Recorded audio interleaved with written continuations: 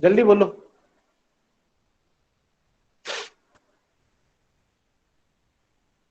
जल्दी बोलो, construction equipments के नाम तो बताओ।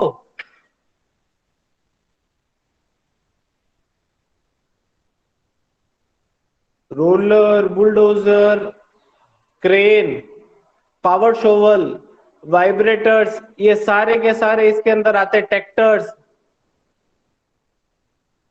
ये सारे कंस्ट्रक्शन इक्विपमेंट के अंदर आते हैं। डंपर,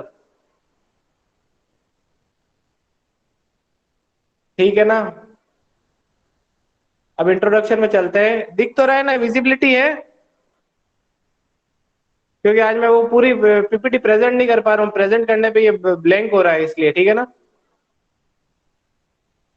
तो ये देखो, अब इंट्रोडक्शन चालू करते हैं इसका, कंस्ट्रक्शन इक्विपमेंट एंड मैनेजमेंट का। Good project management in a construction must vigorously pursue the effective utilization of labor, material and equipment।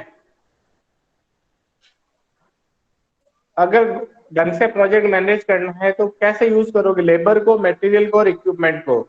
The use of new equipment and innovative method has been possibly wholesale changes in construction technology in recent decades।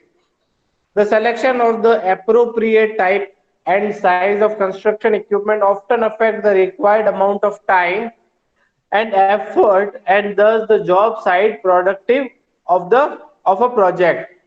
It is therefore important for the site managers and construction planner to be familiar with the characteristics of the major type of equipment most commonly used in construction। ये इसका introduction था कि अपन को कैसे utilisation करना चाहिए, कौन सा इक्विपमेंट कहाँ पर है और कहाँ पर कॉमनली यूज हो रहा है, वो सारी चीजें इसके अंदर इंक्लूडेड होती है। कि अपन अगर बुलडोजर आ गया तो बुलडोजर का यूज कैसे होगा, वो कहाँ पर क्या काम आएगा, तो वो सब कुछ पता होना चाहिए गुड प्रोजेक्ट मैनेजमेंट के लिए। फिर है advantages and utilisation of construction equipment. Anyone, मुझे कोई भी एडवांटेजेस बता सकता है? माइक ऑन करके आंसर दे सकते हो। देखो थ्योरी सब्जेक्ट है, मैं बोलता रहूंगा तुम सुनते रहोगे, राम कथा नहीं चल रही है। जल्दी से आंसर दो। बुलडोजर के एडवांटेज दे रहे हैं सर। किसी के भी दो, कोई भी, अगर एक इक्विपमेंट लो ना उसका, मुझे एडवांटेजेस बताओ, उसके एडवांटेजेस क्या है। फिर मैं एक एग्जांपल दूंगा, तुम लोगों को पूरा इसका मतलब समझ में आ जाएगा कि इक्विपमेंट क्यों जरूरी होता है।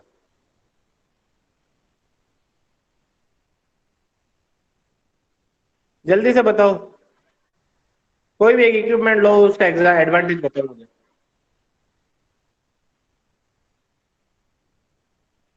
वो खाड़ा खोदने वाली मशीन लेते हैं सर। हाँ, वो अगर क्या उसका नाम बता। सर नाम तो नहीं जेसीबी याद है जेसीबी जेसीबी आकाश।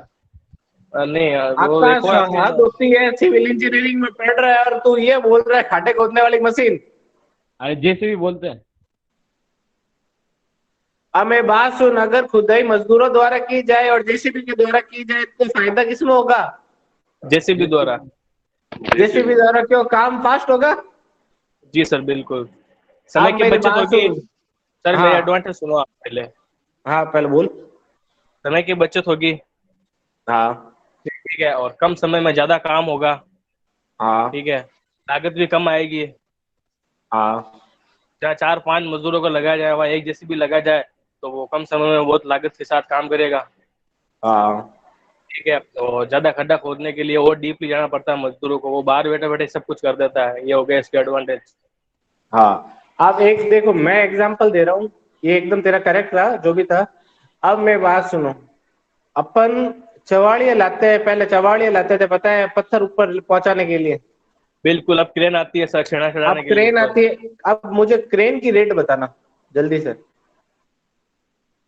1000 रुपये हाँ पर घंटा। 1000 रुपए पर घंटा, और चवाड़ी का पूरा दिन का काम 1 घंटे में वो करके चली जाएगी। चवाड़िया पूरे दिन में जो काम करेंगे ना, वो 1 घंटे के अंदर पूरा का पूरा क्रेन काम कर देगी। पर सर चौड़े की जिंदगी आधी होती है सर, ये खराब कर लेते हैं अरे अपने ना नहीं, वो कंधों चीज पे। देख, वो अलग चीज है, वो उनके हेल्थ इशू है। अब मैं तुम्हें रेट के हिसाब से बता रहा हूँ। एक तो वो पूरा दिन काम करते हैं, उतना काम कर पाएगा और क्रेन 1 घंटे में कर लेगी। दूसरा है, क्रेन की कॉस्टिंग आती है 1,000 रुपए, चवाड़ी कम से कम 3 से 4 हजार रुपए लेके चले जाएंगे। ठीक है। और उनके अंदर वो वाली चीज है कि उनकी एफिशिएंसी इतनी नहीं हो पाएगी जितनी क्रेन की होती है। उसके अंदर चवाड़ियों में इंजरी के चांसेस रहेंगे, क्रेन के अंदर ज्यादा सेफ्टी प्रिकॉशंस के साथ काम कर सकते हैं अपन। ठीक है ना। तो अब ये वाली एग्जांपल ये वाला तुम लोग देख लो कि इसलिए कंस्ट्रक्शन इक्विपमेंट ज्यादा चलन में आए। अब जैसे रोड का है, बाहर क्या होती है, रोड के लिए भी अलग अलग इक्विपमेंट्स होते हैं। अपने यहाँ पर इंडिया में अभी वो वाला चलन है नहीं। तो इंडिया में रोड क्या है, बहुत स्लो वर्क करती है। जो हाईवे अपने क्या बोलते हैं, ये जो हाईकोर्ट वाला हाईवे है, जो नई हाईकोर्ट वाला हाईवे, इतने टाइम से बन रहा है, करीब करीब 2 साल होने वाले हैं इसको, अभी तक पूरा हो ही नहीं पाया है। ठीक है ना। पर अगर बाहर फॉरेन की बात करें तो वहां पर इक्विपमेंट्स होते हैं, इक्विपमेंट से काम फास्ट हो जाएगा और विद एक्यूरेसी के साथ काम होगा। आ गया समझ में। अब मैं तुम लोगों को जो एडवांटेजेस बुक में दिए हुए हैं या नोट्स में दिए हुए हैं वो मैं तुम लोगों को बताता हूँ। Advantages of utilisation of the construction equipment: increase the rate of output through work progress with the best effective and efficient method. जो तूने बोला था आकाश, जल्दी काम होगा और इफेक्टिव और एफिशिएंट मेथड से होगा। Reduce the overall construction cost, होगा या नहीं होगा? जो मैंने बोला था, एक दिन का काम का चवड़िया कितना ले जाएंगे और क्रेन कितना होगा। थर्ड है, carry out activity which can not be done manually और to do more economically much faster. Eliminate the heavy manual work by human, thus reducing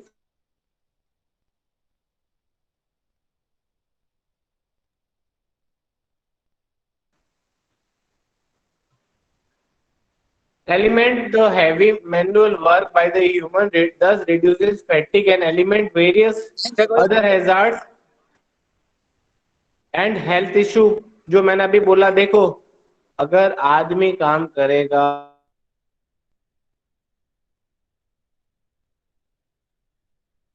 other chances होंगे। ठीक है ना।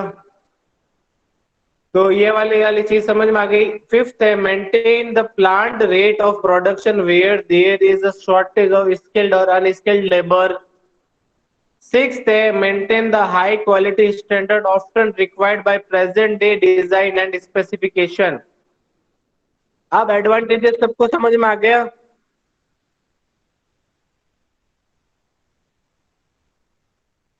ये किसका नाम है? चिक्कू माथुर।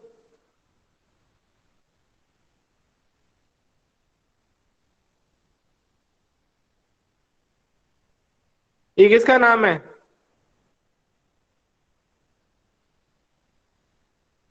नाम से होगा तो अलाउ करूंगा। ठीक है। फिर है factor behind selection of construction equipment. पहला है इकोनॉमिक कंसिडरेशन, दूसरा है कंपनी स्पेसिफिक्स, फिर है साइट स्पेसिफिक, फिर है इक्विपमेंट स्पेसिफिक, फिर है client project specifics, manufacturer specific.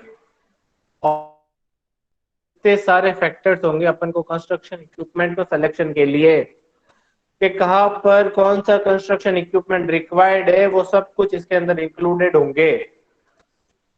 आ गया समझ में? यहाँ पे किसी को कोई कंपनी डाउट? स्पेसिफिक क्या है सर? क्या? कंपनी स्पेसिफिक में क्या होता है? देख, जहां पर कंपनी में मतलब वहां पर उसकी रिक्वायरमेंट क्या है, कंपनी ने कौन सा इक्विपमेंट के लिए बोला है, कंपनी को कितने आउटपुट चाहिए, वो सब कुछ इसके अंदर आएगा। आगे समझ में? कंपनी को उस समय उस इक्विपमेंट की जरूरत है या नहीं है। देख, अगर बुलडोजर की जरूरत है, अपन ने क्रेन लाके रख दिया, तो फिर क्या होगा? बात ये वाली है, कंपनी स्पेसिफिक का मतलब ये, और आगे एक्सप्लेन भी हो जाएगा। आगे समझ में? Yes sir.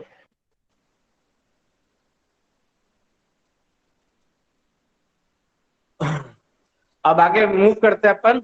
सबसे पहले इकोनॉमिक कंसिडरेशन। इकोनॉमिक कंसिडरेशन बताए, the economic consideration such as owning cost, operating labour cost, operating fuel cost of the equipment are the most important in selection of equipment. अब देखो मेरी बात सुनो, अगर लेबर में बात सुनो, अगर लेबर की कॉस्ट सस्ती पड़ रही है और इक्विपमेंट की कॉस्ट महंगी पड़ रही है एज कंपेयर टू लेबर, ये होगा नहीं। वैसे अगर किसी कंडीशन में हो जाए तो फायदा किसमें? लेबर को सिलेक्ट करने में ना। तो अपन को ये भी देखना पड़ेगा कि इक्विपमेंट की कॉस्ट क्या आ रही है और लेबर की कॉस्ट क्या आ रही है, ठीक है ना। उस हिसाब से अपन को इक्विपमेंट का चयन करना है। Besides the resale value, replacement cost of existing equipment and the salvage value associated with the equipment are also important. ये आ गया इकोनॉमिक कंसिडरेशन, ये सारे इसके अंदर इकोनॉमिक कंसिडरेशन रहेंगे, ठीक है ना। फिर नेक्स्ट मूव करते हैं कंपनी स्पेसिफिक। आप देखो कंपनी स्पेसिफिक क्या है, पढ़ो एक बार, फिर मैं समझाता हूं जो तू पूछ रहा था।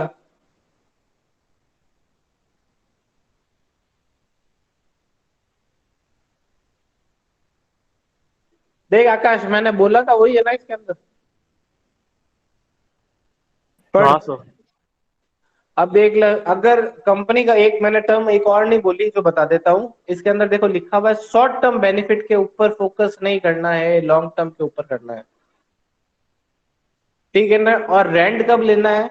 रेंट जब लेना है जब अपन को छोटा सा काम हो, जब अपन रेंटिंग कर सकते हैं। आ गया समझ में? ये कंपनी स्पेसिफिक के अंदर है। खरीदना उसी समय है जब इक्विपमेंट अपने पास लॉन्ग टर्म के लिए काम आए। शॉर्ट टर्म के लिए अगर काम आता है तो किराए पे ले लो, फायदे में ज्यादा रहोगे, ठीक है ना। फिर है साइट स्पेसिफिक। साइट स्पेसिफिक पढ़ो, मैं समझा रहा हूं फिर।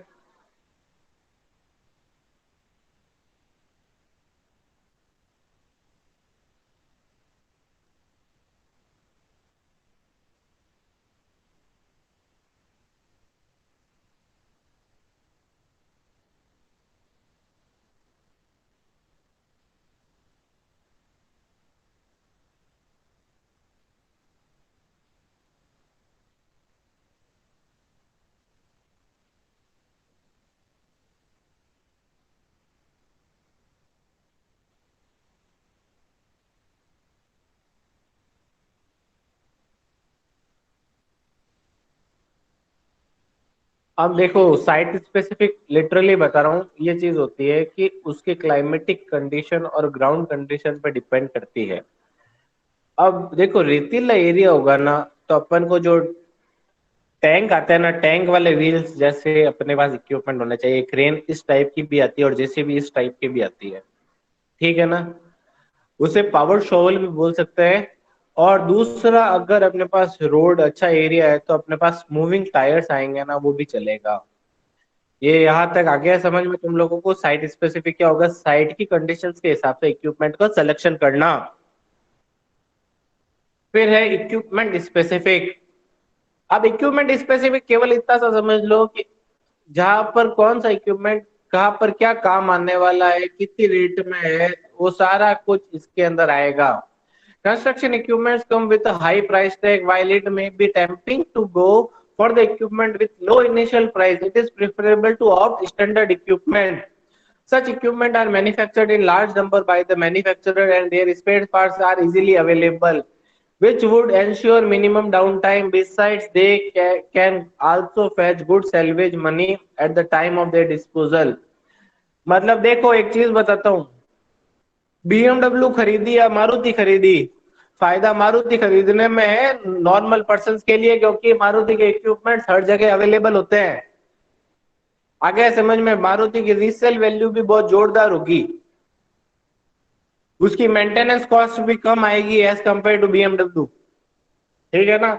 तो इस इक्विपमेंट स्पेसिफिक का मतलब ये वाली चीज हो गई कि ऐसे चीजें खरीदो जिसकी इनिशियल कॉस्ट भी कम और अपने के पास क्या हो, उसके स्पेयर पार्ट्स इजीली अवेलेबल हो, और जब बेचने की बारी आए तो उसका अच्छा खासा पैसा मिल जाए अपन को। आ गया समझ में? ये वाला इक्विपमेंट स्पेसिफिक क्या होता है, ये चीकू माथुर कौन है, जल्दी बताओ मुझे।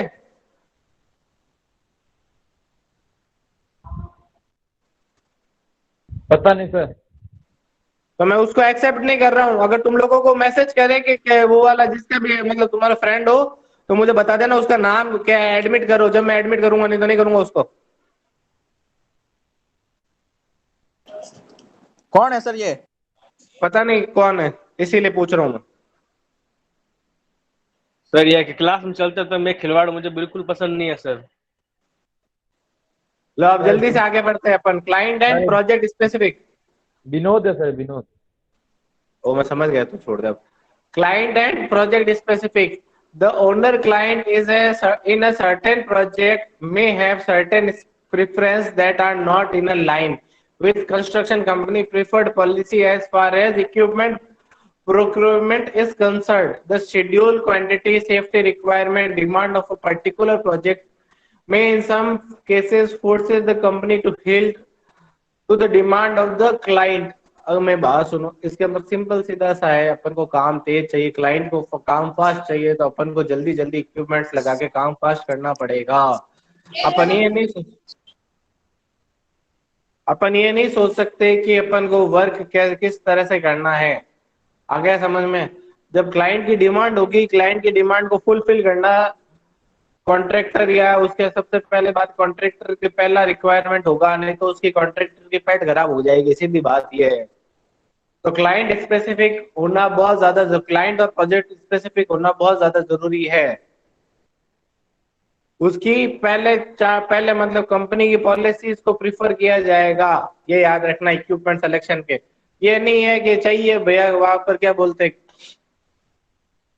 मतलब ढंग से अपन को अगर वाइब्रेटर की जरूरत है, वह टेम्पटिंग रोड लेके बैठ गए फालतू का वाइब्रेटिंग के लिए, तो वो काम नहीं आएगा, ये याद रखना। पता है ना, वाइब्रेटर दो तरह से होता है, एक हेड से होता है, टेम्पटिंग रोड से। कंक्रीट के अंदर पड़ा होगा तुम लोगों ने, जब क्यूब बनाए होंगे तो टेम्पटिंग रोड से की थी या वाइब्रेटिंग मशीन पे की थी? सर हाथों से की थी सर। हैं? हाथों से की थी। अरे हाथों से क्या, टेम्पटिंग रोड से वाइब्रेटिंग होती है और उससे होती है एक तो वाइब्रेटिंग मशीन से। वो खराब पड़ी थी। हाथों से क्या, उसको हिलाया था क्या हाथों से? हाँ सर, वो खराब पड़ी थी। क्या बात कर रहे हैं?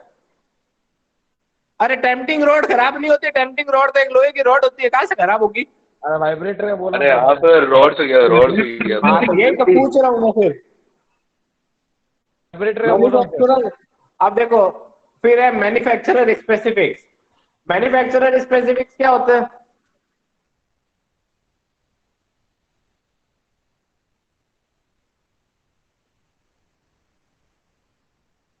What do you mean by manufacturer specifics?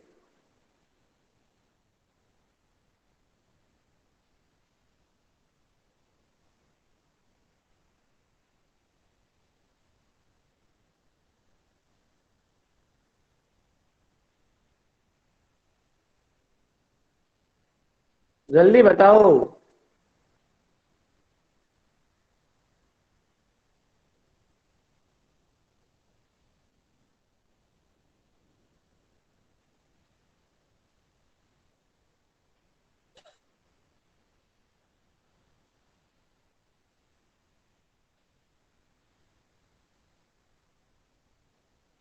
मेरी बात सुनो, अगर तुम लोग बिल्डिंग मटेरियल मतलब बिल्डिंग मटेरियल लेने जाते हो तो अपने जान पहचान की दुकान होगी, तो जान पहचान की दुकान पे जाओगे, जाओगे ना? या कोई भी इक्विपमेंट खरीदने जाना है, अपन कहीं ना कहीं जान पहचान निकाल के ही जाता है। अगर गाड़ी भी खरीदनी है तो यार वहां पर जान पहचान निकाल के जाते हैं। पहले जान पहचान निकालते हैं, फिर देखते नहीं है तो फिर जाके कुछ अपन पता लगा के खरीदते हैं। होता है या नहीं होता है? Yes sir.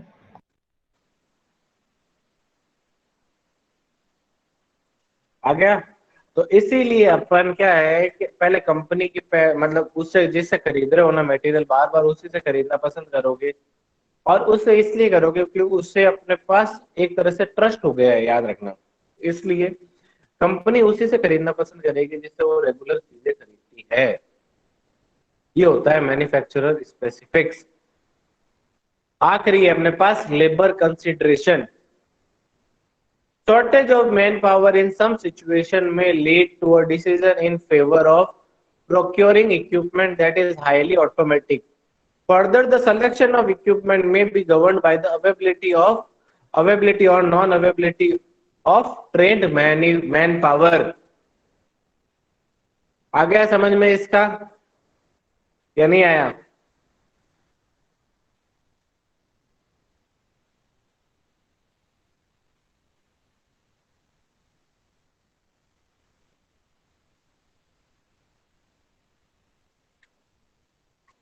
अपन को हमेशा ये वाला लेबर का कंसंट्रेशन ये ध्यान रखना चाहिए कि लेबर को ज्यादा से ज्यादा अपन को एक तो कंस्ट्रक्शन साइट के बारे में नॉलेज प्रोवाइड करवाना है। दूसरा है उसको अपने पास क्या बोलते हैं एक तरह से स्किल्ड लेबर में कन्वर्ट करना है। और ऐसे ऐसे ही अगर उठाना है तो ऐसी स्किल्ड लेबर उठाओ कि ज्यादा से ज्यादा अपन को फायदा पहुंचा सके। ये तो आज की क्लास, ठीक है ना? मैं अब अटेंडेंस ले रहा हूँ तो बता देना मुझे। Thank you sir. 1 मिनट रुक जाओ, शांति रखना। और अटेंडेंस में एब्सेंटीज के नाम बोलूंगा, बार बार देख आकाश, बोलने की जरूरत नहीं, केवल पहले प्रेजेंट के नाम लगाने दे फिर मैं बता दूंगा।